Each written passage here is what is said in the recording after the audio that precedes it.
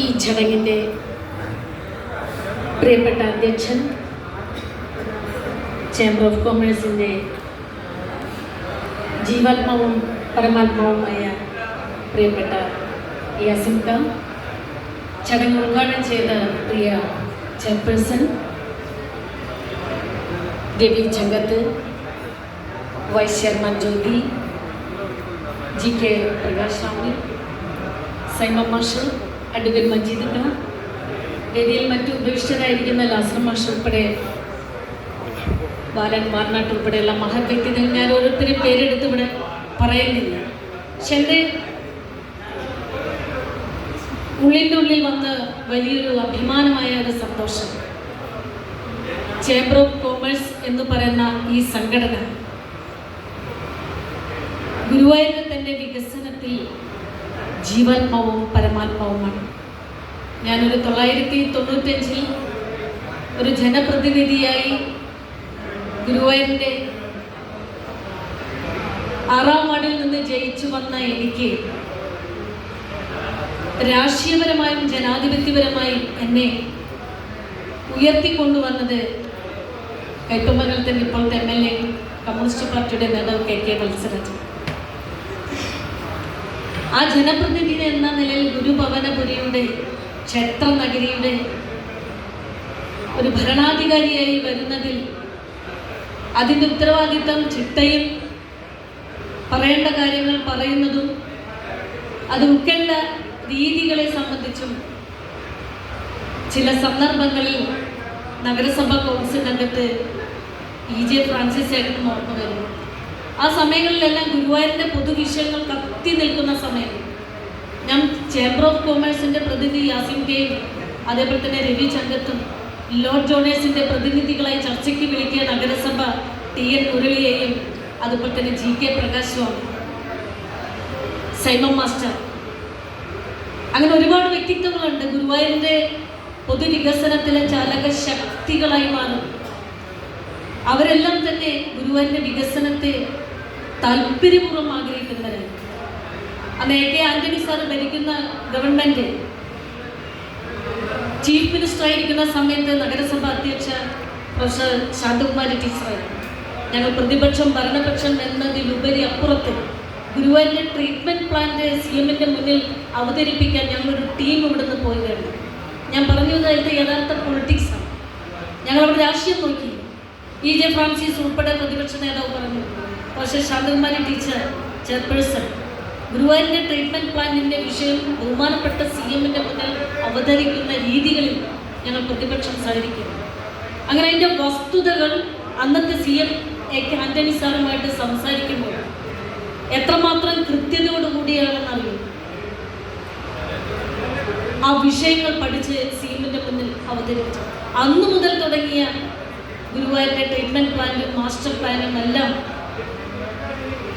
Sankaranarayanan sir town ഹാളിൽ വന്ന് ചർച്ച ചെയ്ത കാര്യങ്ങളെ മാസ്റ്റർ പ്ലാനിൻ്റെ കാര്യം ഇതെല്ലാം ഏകീകരിച്ച് വരുമ്പോൾ ഗുരുവായൂരിൻ്റെ പൊതുവികസനം എത്രമാത്രം, ഞാൻ അഭിമാനപൂർവ്വം പറയട്ടെ, എൻ്റെ ഒരു അപേക്ഷ അല്ലെങ്കിൽ ഒരു നിർദ്ദേശം എന്ന രീതിയിൽ ഞാൻ ഈ ചേംബറിൻ്റെ മുന്നിൽ ഞാൻ സമർപ്പിക്കുകയാണ്. ഗുരുവായൂരിൻ്റെ പൊതുഭാവി വികസനത്തിൽ ജില്ലയിലെ മുഴുവൻ MLA-മാരും സഭ നൽകുന്ന അല്ലെങ്കിൽ സഭ നടക്കുന്ന ദിവസങ്ങൾ കൂടി ഒന്നിച്ച് ചേരണം എന്നൊരാളുണ്ട്.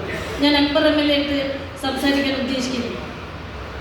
കേരള നിയമസഭ നടക്കുന്ന സന്ദർഭത്തിൽ തൃശ്ശൂർ ജില്ലയിലെ മുഴുവൻ MLA-മാരെ സംഘടിച്ച് കൊടുങ്ങല്ലൂരിൻ്റെ ഇപ്പോഴത്തെ MLA മന്ത്രിമായ ജിനീഷ് ഉൾപ്പെടെ യുവജനകാര്യ വകുപ്പ് മന്ത്രി ഉൾപ്പെടെ ജില്ലയുടെ മുഴുവൻ MLA-മാർ ഒന്നിച്ചുകൊണ്ട് ഗുരുഭവനപുരി ലോക വൈകുണ്ഠ ലോകത്തിൻ്റെ ക്ഷേത്ര നഗരിയുടെ ഒരു ഗവൺമെൻറ് പോളിസി എത്രമാത്രം നമുക്ക് എടുക്കാൻ പറ്റുന്നുവെങ്കിൽ അതൊരു ജില്ല MLA മുഴുവൻ പ്രതിനിധികളും അതിനൊരു കോർഡിനേഷൻ ഉണ്ടാക്കി ബഹുമാനപ്പെട്ട ഗവൺമെൻറ്റിൻ്റെ മുന്നിൽ സമർപ്പിക്കുന്ന രീതിയിൽ ഒരു ഇടപെടൽ ഉണ്ടാകാൻ നമുക്ക് സാധിക്കില്ലേ എന്നാണ് ഞാൻ അക്ബറുമായിട്ട് ഞാൻ സംസാരിക്കാൻ ഉദ്ദേശിച്ചത്.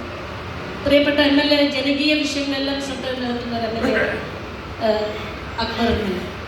ഞാൻ എൻ്റെ ഒരു അഭിപ്രായം പറഞ്ഞു. കാരണം ഞാൻ ഭരണപക്ഷത്ത് ഉമ്മൻചാണ്ടി സാറുള്ളപ്പോഴും ഞാൻ പ്രതിപക്ഷത്ത് MLA. വീണ്ടും പിണറായി സർക്കാരിൻ്റെ കാലത്ത് ഞാൻ ഭരണപക്ഷത്തല്ലേ. ഈ സന്ദർഭത്തിലെല്ലാം ഞാൻ അവിടെ കണ്ടുവന്നിരുന്ന ഒരു രീതി, സഭയിൽ നിന്ന് പുറത്തിറങ്ങാൻ സമ്മതിക്കില്ല, വിപ്പ് തരും. പക്ഷെ എപ്പോഴാണ് ബില്ലിൽ ക്ലോസ് ബൈ ക്ലോസ് ഡിബേറ്റ് വരുന്ന സമയത്ത് വോട്ട് ചോദിക്കുമ്പോൾ ആ സമയത്ത് അവിടെ സീറ്റിൽ ആൾ വേണം, MLA വേണം. സ്പീക്കർ റൂൾ ചെയ്താൽ പിന്നെ MLA സീറ്റിൽ നിന്ന് ഇറങ്ങാൻ പോലും. പക്ഷെ മലപ്പുറം ജില്ലയിലും കാസർഗോഡ് ജില്ലയിലും MLA മാർ സഭയിൽ നിന്ന് ഇങ്ങനെ റൗണ്ട് ചെയ്ത് അവരുടെ ജില്ലയിലെ MLA മാർക്ക് മെസ്സേജ് കൊടുക്കുന്നതാണ്. അപ്പോൾ എന്താ സാർ ഇത്? ഇല്ല, ഞങ്ങൾ നാളെ മലപ്പുറം ജില്ലയിലെ MLA മാരെ ഒന്നിക്കുകയാണ്. എന്തിനാ സാർ? അവിടുത്തെ റോഡിൻ്റെ വിഷയം, അവിടുത്തെ കുടിവെള്ളത്തിൻ്റെ വിഷയം, അവിടുത്തെ പൊതു കാര്യങ്ങളെല്ലാം ഞങ്ങൾ എല്ലാ MLA മാരും കോർഡിനേറ്റ് ചെയ്യും. ഞാൻ അവിടെ വന്നത് അവിടെ രാഷ്ട്രീയമല്ല, തിരഞ്ഞെടുക്കപ്പെട്ട ഏത് MLA ആവട്ടെ, MLA മാർ ആവട്ടെ, ജില്ലയെ ബേസ് ചെയ്ത് ഏറ്റവും മർമ്മപ്രധാനമായ വിഷയത്തെ അത് പൈലറ്റ് ചെയ്ത് കൃത്യമായി ഭരണാധികാരിയുടെ മുന്നിൽ കൊണ്ടുവരാൻ നമുക്ക് കഴിയും. അതിനാണ് ജില്ലമാർ അവിടെ മുഴുവൻ MLA മാർ അവിടെ ഒന്നിച്ചുകൊണ്ട് അവരുടെ മണ്ഡലം ജില്ലയിലെ ഏറ്റവും പ്രധാനപ്പെട്ട വിഷയങ്ങളെ ഗവൺമെന്റിന് മുന്നിൽ ഒന്നിക്കാൻ അവർ ശക്തരാണ്. അപ്പോൾ അവിടെ ഒരു ജനാധിപത്യ സ്വഭാവം രാഷ്ട്രീയത്തിനപ്പുറത്ത് എടുക്കുന്നു എന്നുള്ളതാണ് ഞാൻ പറഞ്ഞു. ഒരുപാട് സമയം ഞാൻ നീട്ടുന്നില്ല. ഗുരുവായൂരിൻ്റെ പൊതുവികസനത്തിൽ യാസിൻകൊക്കെ നൽകിയ ഒരുപാട് നിർദ്ദേശങ്ങൾ ഞാൻ മുനിസിപ്പൽ ചെയർപേഴ്സൺ ആയിരിക്കുമ്പോഴാണ് ഈ വൈകുണ്ഠ ലോകം ക്ഷേത്ര നഗര വികസനത്തിൽ സുന്ദരവും ശുചിത്വമായ ഒരു ക്ഷേത്ര നഗരിയാക്കുന്നതിൽ പ്ലാസ്റ്റിക്കിനെ മാറ്റി നിർത്തിക്കൊണ്ട് അതിൻ്റെ ഉപയോഗം നിർത്തിവെക്കാൻ ഗുരുവായൂർ നഗരസഭ മുനിസിപ്പൽ ആക്ട് വെച്ച് പ്രഖ്യാപിച്ചപ്പോൾ പൂർണ്ണമായി സഹകരിച്ചത് ഗുരുവായൂരിൻ്റെ ഈ പൗരാവലിയാണ്. ചേംബർ ഓഫ് കോമേഴ്സും ലോഡ്ജ് ഓണേഴ്സും മർച്ചൻ്റ് അസോസിയേഷനും ദേവസ്വവും മറ്റു സാമൂഹ്യ രംഗത്തുള്ള മുഴുവൻ സംഘടനകൾ ഒന്നിച്ചു നിന്ന് ക്ഷേത്ര നഗരിയെ വലിയൊരു അളവിൽ ഉയർത്തിക്കൊണ്ടുവരാൻ ആ പ്ലാസ്റ്റിക് നിർമ്മാർജ്ജന യജ്ഞ പരിപാടി ഏറ്റെടുത്തു. ഇന്നും നമുക്കതിനൊരു ബഹുമതി കേരളത്തിലുണ്ട്, സ്റ്റേറ്റിലുണ്ട്. അങ്ങനെ സുന്ദരവും ശുചിത്വമായൊരു ക്ഷേത്ര നഗരിയാണ് നമ്മൾ ആഗ്രഹിക്കുന്നത്. ആ ക്ഷേത്ര നഗരിക്ക് ഇനിയുള്ള ജനകീയ മുന്നേറ്റത്തിന് നാട്ടിൽ പോയി MLA എന്ന നിലയിൽ ചുമതലെടുത്താലും ഗുരുഭവനപുരിയുടെ ആദ്യത്തെ ചുവട് ഒരു ജനാധിപത്യത്തിൽ എനിക്ക് നൽകിയ ഈ ഗുരുവായൂരിൻ്റെ ജനതയ്ക്കും വികസനത്തിനും വലിയൊരു പങ്ക് എനിക്ക് വഹിക്കാൻ പറ്റും എന്ന് ഞാൻ ആദ്യമായി ഓർമ്മപ്പെടുത്തട്ടെ. അത് ഒരു നിർഭയത്തോടും നിശ്ചയദാർഢ്യത്തോടും ഈ ക്ഷേത്ര നഗരിയുടെ പൊതുവികസനത്തിൽ നിങ്ങളുടെ കൂടെ ഉണ്ടാകും. ഒട്ടേറെ കാര്യങ്ങളും ഒട്ടേറെ വിഷയങ്ങളും ഇടപെടുന്നിടത്ത് നേരത്തെ MLA സൂചിപ്പിച്ചത് ഞാൻ ആവർത്തിക്കുന്നു. അത്യാവശ്യം ജോലികളും അത്യാവശ്യം തന്നെ 5:30 മണിക്ക് കുളിച്ച് റെഡിയായി അവിടെ വീട്ടിൽ ഇരിക്കും.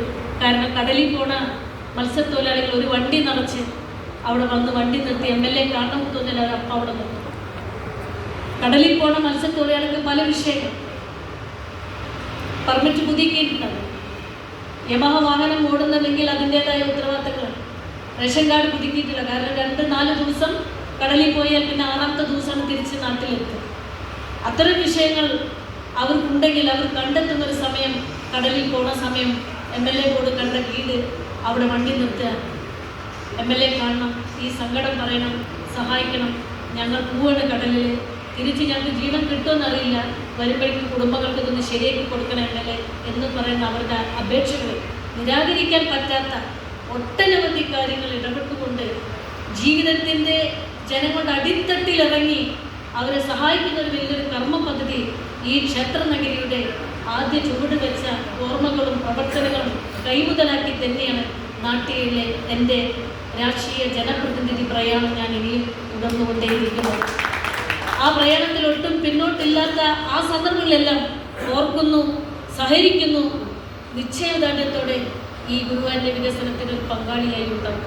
ഞാൻ നേരത്തെ പറഞ്ഞ ജില്ലയിലെ മുഴുവൻ MLA മാരെയും സംഘടിപ്പിച്ചുകൊണ്ട് ഞാനും അക്ബറും രവീന്ദ്ര മാഷും വത്സരാജും എല്ലാവരെയും ആ കാര്യങ്ങൾ ഓർമ്മപ്പെടുത്തി ബോധ്യപ്പെടുത്തി ഗുരുവായൂർ പൊതു വികസനത്തിൽ സർക്കാരിൽ ശ്രദ്ധ കൊണ്ടുവരാൻ ഞങ്ങൾ ഒന്നിച്ചു നിൽക്കുമെന്ന് ഒരിക്കൽ കൂടി ഓർമ്മപ്പെടുത്തിക്കൊണ്ട് ചേംബർ ഓഫ് കൊമേഴ്സ് ഈ വൈകിയ വേളയിൽ ഞങ്ങളൊക്കെ ക്ഷണിച്ച് ഞങ്ങൾ ഗുരുവായൂരിൻ്റെ എല്ലാ നിലയിലും അർഹതപ്പെട്ട വ്യക്തിത്വങ്ങളുടെ ഉടമകളാണ് എന്ന് ഓർമ്മപ്പെടുത്തി ഞങ്ങളെ സഹകരിച്ചുകൊണ്ടും ഞങ്ങളെ നിങ്ങളുടെ സാമൂഹ്യ രംഗത്ത് ഞങ്ങളുടെ സഹായം ഉറപ്പു നൽകുന്നു എന്ന് ഓർമ്മപ്പെടുത്തിക്കൊണ്ടും ഈ സ്വീകരണം ഇങ്ങനെ സംഘടിപ്പിച്ചതിൽ അതിയായ സന്തോഷം, അഭിമാനമുണ്ട്.